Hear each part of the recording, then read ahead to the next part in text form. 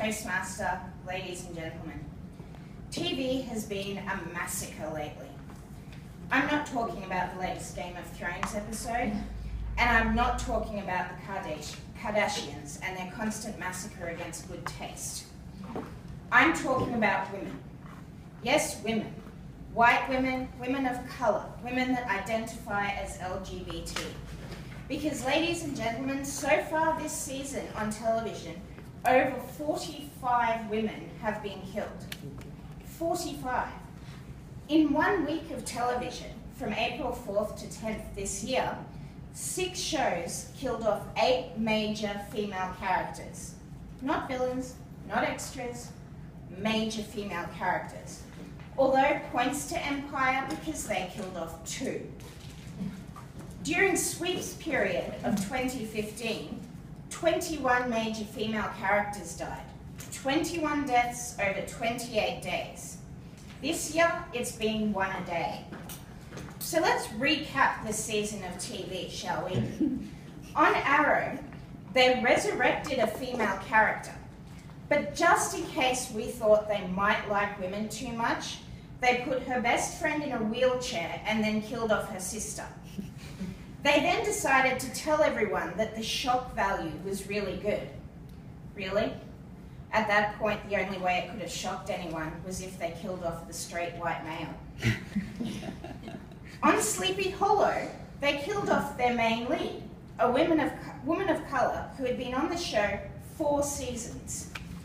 And then they proceeded to tell everyone that she hadn't really been a main character at all, and that her death provided motivation for the male lead.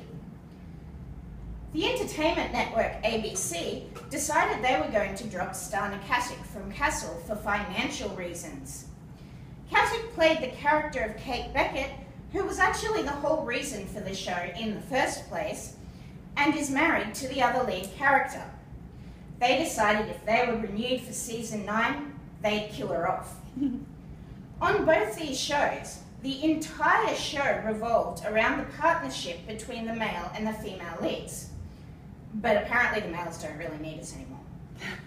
The Blacklist decided to kill off their main female lead after she had given birth, leading many to comment that, well, at least her purpose was fulfilled. Teen Wolf told one of their female cast members that they were done with her and weren't even going to write her character a proper send-off. At least she literally dodged a bullet. TV this season has literally been holding a red wedding for anyone who isn't a heterosexual white guy. Stray bullets are the weapon of choice for women this season, with over 10 of this season's death being attributable to stray bullets, plus 1 stray crossbow bolt on The Walking Dead. Thanks to this season of TV, we now have new themes in television. Bury Your Gays, Women in Refrigerators, and The Black Guy Always Dies. There are even people doing studies on this now. One study shows that only 12% of clearly identifiable protagonists are female. 12%. Females account for 30% of all speaking roles, which really gets rid of that idea that we speak more than men. Female characters remain younger than the male characters, and the percentage of the males on TV over 50 is double that of females. God forbid a woman over 40 should appear on TV. 74% of female characters were white, 11% were black, and 4% were Latina and Asian. You are actually more likely to see a female alien on television than you are a Latina or Asian woman. More male characters have an identifiable occupation, and female characters are more likely to have personal life-related roles, such as wife or mother. 16% of males are leaders on TV. 5% of females are leaders. 28% of females are literally written only to wear revealing clothing. I know what you're thinking to yourself. Why does this matter? Why does it matter what they do on TV? Because representation matters. Representation matters when you hear kids asking their parents if to be a superhero, they have to be white.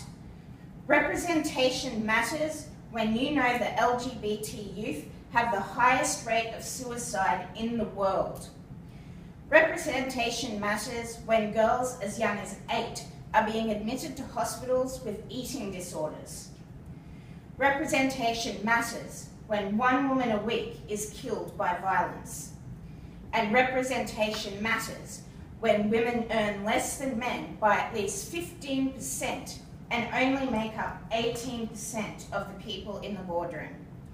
And because if you can't see it, how can you become it? So what do?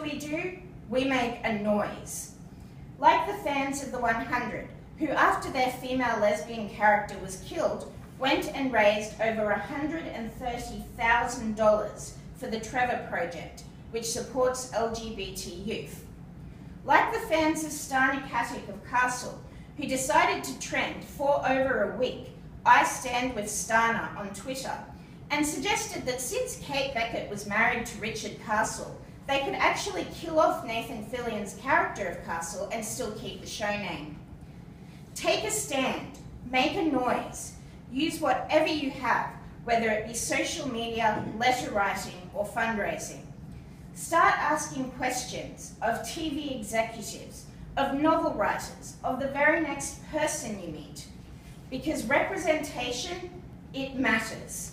Madam Toastmaster.